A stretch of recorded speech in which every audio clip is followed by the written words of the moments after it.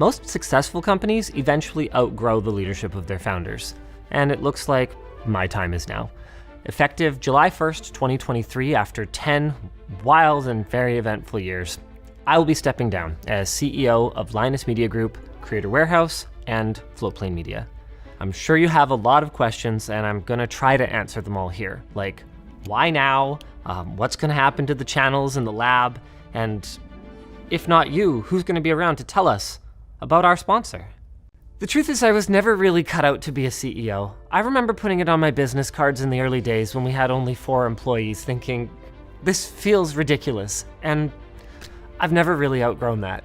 I'm a lot of things. I'm a bottomless pit of creative energy, an excellent motivator and speaker. I'm wicked smart, charming, really funny. But in addition to those strengths, both real and imagined, I have a lot of weaknesses, and chief among them is that I've just never really had the attention to detail or the temperament that it takes to run an organization this large. I touched on some of this during my infamous 10 million subscriber stream, but the truth is, while I did manage to wrap that up with a positive message about finding motivation to move forward, none of those feelings I talked about ever went away. I wasn't built for this, and I'm tired. Like, really can't do this anymore, tired. And if I try to drag myself through another 10 years of business administration, I know I'm gonna destroy myself and probably end up killing the company and the community that I love so much in the process. I'm at my best when I'm pitching new content or product ideas, or when I'm problem-solving ways to wipe garbage sites like User Benchmark out once and for all. And I have some good news. None of that stuff is gonna be going away. My new role is gonna be Chief Vision Officer, which is a stupid, like BS sounding made up role, but I think it really is the best one. We thought about Creative Officer, but that didn't really encompass what I'm gonna be responsible for, because my gut and principles are what got us to where we are today. So I'm still gonna be charting the path that I think makes sense. We don't wanna lose our moral compass. But when it comes to the details of how to best utilize our resources to get there, I need some help. And I'm sure you have a lot of questions right now, like who our second sponsor is. Just kidding, we're gonna get to that later. First, I wanna talk about what isn't, did I really write that? Sorry.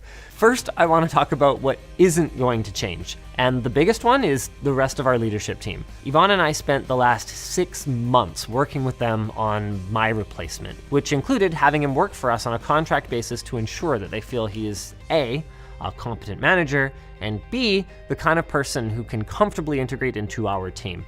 They are going to be continuing to work alongside him to ensure that this transition goes as smoothly as possible. The next thing that isn't going to change is me.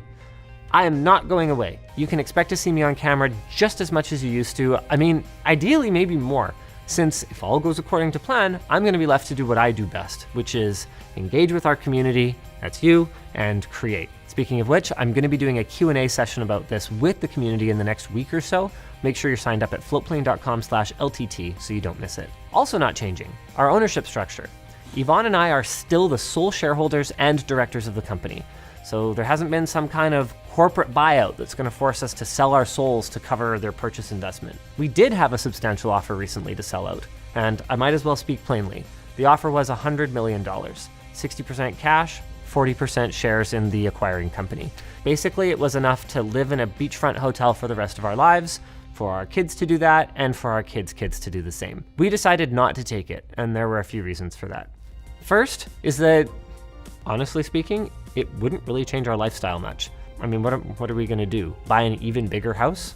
An even faster car? I mean, that's never really been us anyway. Second is because we love this company and the people in it, and I just don't think our mission's complete yet. I'm not sure that it will ever be. My point is just that our attitude towards money, so make lots of it and keep reinvesting and building this thing to do even better, it's not going to change, and you're not going to see the kind of short-term thinking that comes from investor pressure. Our long-term thinking is just going to come from this guy instead. On that note, then let's talk about what does change. And this is actually mostly for the benefit of my team who's watching this, but you guys might as well be in on it. The biggest change is in reporting. No one will report directly into me anymore. If there's an issue with salary transparency, or the snacks in the lunchroom, or the warranty on the backpack, or whatever, I promise you, I give you my personal guarantee, trust me, bro, whatever it is, there is somebody else who's in charge of that, and that is by design. Yvonne and I have laid out a clear set of guidelines for how we want this company handled, with integrity and compassion, people first. We want to make strong investments in building something that's going to continue to offer growth opportunities to everyone who's part of our team. Beyond that though, the buck stops with the new CEO. I'm not going to be stepping in to undermine him. And this is a big shift that's going to mean we're all going to need to break some really old habits. With that out of the way then, who the hell is this guy, right?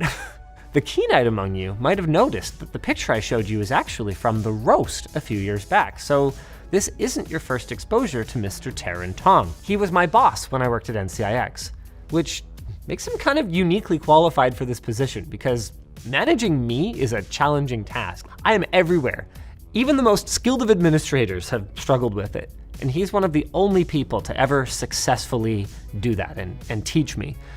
He, and I mean, if I'm being honest, really, one of our other colleagues, begrudging shout out to Jack,